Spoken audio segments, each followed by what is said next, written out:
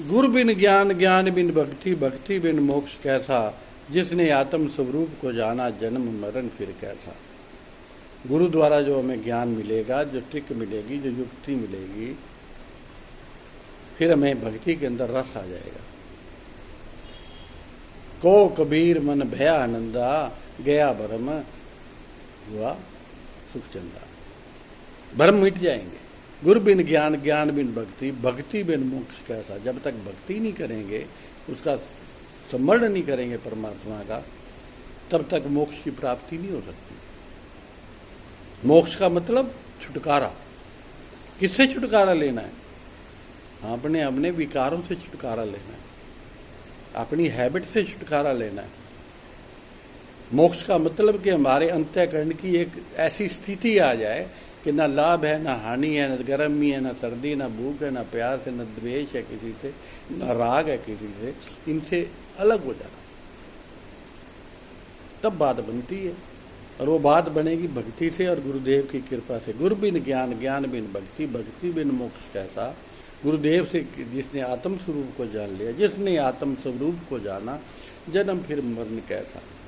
जिसने अपने आप को ये जान लिया कि मैं तो आत्म स्वरूप हूँ, मैं शरीर नहीं हूँ, मैं बुद्धि भी नहीं हूँ, मैं चित्त भी नहीं हूँ, मैं अहंकार भी नहीं हूँ, मैं तो आत्म स्वरूप हूँ, मैं तो आनंद स्वरूप हूँ, तो फिर आत्मा का न मरती है न जन्मती है। गीता का ज्ञान है, न सुखती है, समाध रूप है, निर्विकल्प है, अजन्मा है।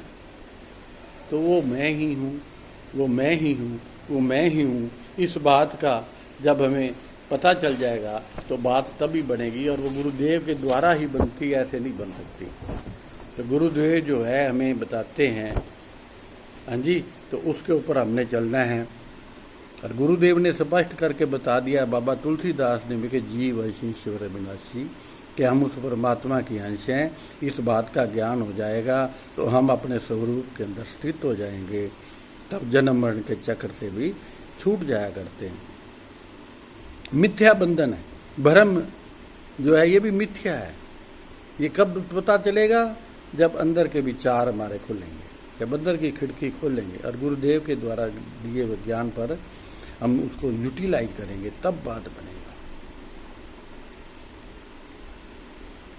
जब इस बात का निर्णय हो जाएगा कि मैं आत्म स्वरूप हूँ, तो फिर गुरु नानक देव जी भी लिखते हैं कि ज्यों जल में आए जल घटाना, त्यों ज्योति संग ज्योत समाना। ज्यों जल में आए जल घटाना, त्यों ज्योति संग ज्योत समाना। फिर लिखते हैं कि सूरज किरण मिले, जल का जल हुआ राम, ज्योति संग ज्योति मिली, संपूर्ण दिया काम।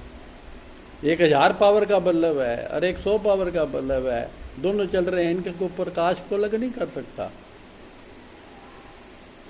एक टप भरा हुआ है पानी का और एक लोटा पानी का, उसके अंदर मिला दो, उसको कोई अलग नहीं कर सकता। ठीक इसी प्रकार ये हमारी जो समुद्र है एक किस्म का, जिसको हमने परमात्मा की एक बार संज्ञा दे देते हैं, है तो उसी की सृष्टि की रचना ही है, परमात्मा की रचना है, लेकिन एक दृष्टांत समझाने के लिए है कि अथाह समुद्र की हम एक बूंद हैं।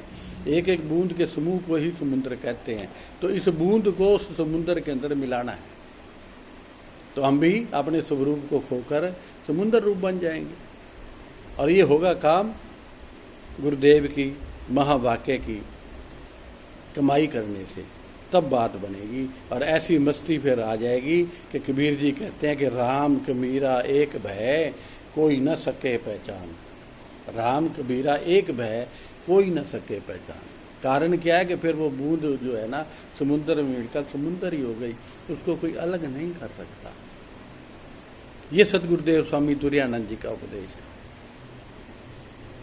वहाँ फिर हर वक्त मस्ती ही मस्ती है। जैसे गुरु नानक देव जी ने फिर कहा कि नाम कुमारी नानका चढ़ी रहे दिन रात। ऐसे जिज्ञासु को फिर हर समय वो उसी के अंदर, उस परमात्मा की समृद्धि के अंदर ही आनंद लेता है, अपने स्वरूप के अंदर फिट हो जाता है और उसी का आनंद लेने लग जाता है। इस पर एक छोटा सा भजन है। मुझे मेरी मस्ती कहाँ लेके आई, मुझे मेरी मस्ती कहाँ लेके आई, जहाँ मेरे अपने सिवा कुछ नहीं है। मुझे मेरी मस्ती कहाँ लेके आई, जहाँ मेरे अपने सिवा कुछ नहीं है। पता जब लगा मेरी हस्ती का मुझको, पता जब लगा मेरी हस्ती का मुझको, सिवा मेरे अपने और कुछ नहीं है, सिवा मेरे अपने और कुछ नहीं है।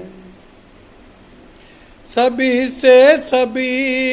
से परे में ही मैं हूँ, तो मेरे सिवाय और कुछ भी नहीं है। सभी में सभी से परे में ही मैं हूँ, तो मेरे सिवाय और कुछ भी नहीं है। अरे मैं हूँ आनंद, आनंद है मेरा, मैं हूँ आनंद, आनंद है मेरा, मस्ती है मस्ती, पिया कुछ नहीं है। मुझे मेरी मस्ती कहाँ लेके आई, जहाँ मेरे अपने सिवा कुछ नहीं है। यहाँ एक सूफी फकीर ने कहा है कि हाजिर है हरदम, ना हरगिज छुपा है, जिधर देखता हूँ खुदा ही खुदा है, खुदा ही खुदा। हाजिर है हरदम, ना हरगिज छुपा है, जिधर देखता हूँ खुदा ही खुदा। ये कब होगी?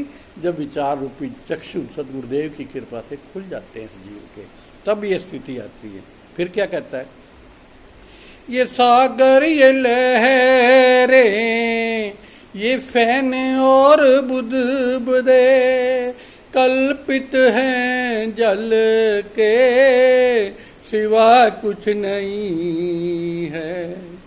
ये सागर, ये लहरें, ये फैन और बुदबुदे कल्पित हैं जल के, सिवा कुछ नहीं है।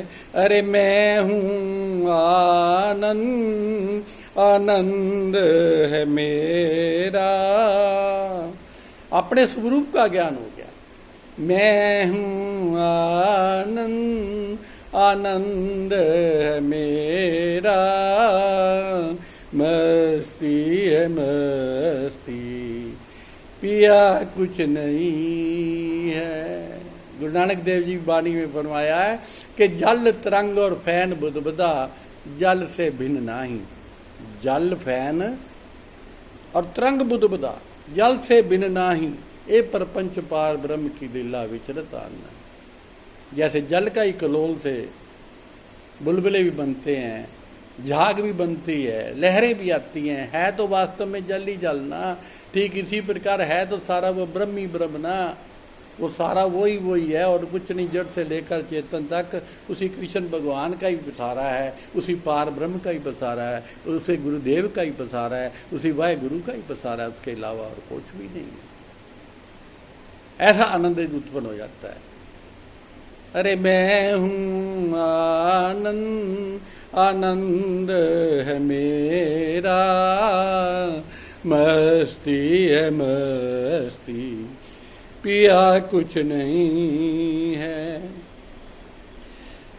भ्रम है ये द्वंद है, ये मुझको हुआ है, हटाया जो इसको खफा कुछ नहीं है।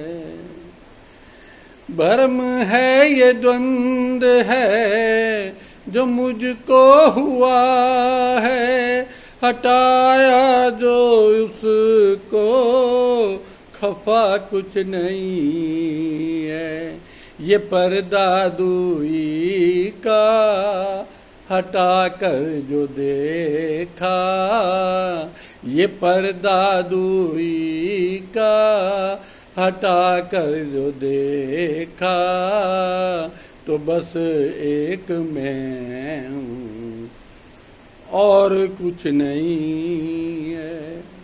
एक सूफी फकीर ने लिखा कि दुई का पर्दा, दुई का मतलब द्वैत, द्वैत का मतलब कि तू और मैं और हूं। और सतगुरुदेव ने इसके ऊपर पूरा लिखा है कि जिसने साकी के समझे इशारे उस पे अफसा हुए राज सारे। क्यों अपना जीवन ये प्यारे तू परेशानियों में गुजारे, गौर से सुन के तुझे साकी पुकारे कि हैं ये रूप हरि के सारे, हैं ये रूप हरि के सारे। गुरु गोविंद सिंह ने भी कहा कि सब गोविंद है, बिन गोविंद कछु नाही। तुलसीदास ने भी लिखा कि सिया राम सब जग में जानी, करूं प्रणाम तो ही युग युग पानी। इस बात का जो भ्रम था सदगुरुदेव की कृपा से वो दूर हो गया। भ्रम है ये द्वंद है जो मुझको हुआ है, हटाया जो इसको खफा कुछ नहीं है। ये पर्दा दूई का हटा कर जो देखा, तो बस एक मैं और कुछ नहीं है। मुझे मेरी मस्ती कहाँ लेके आ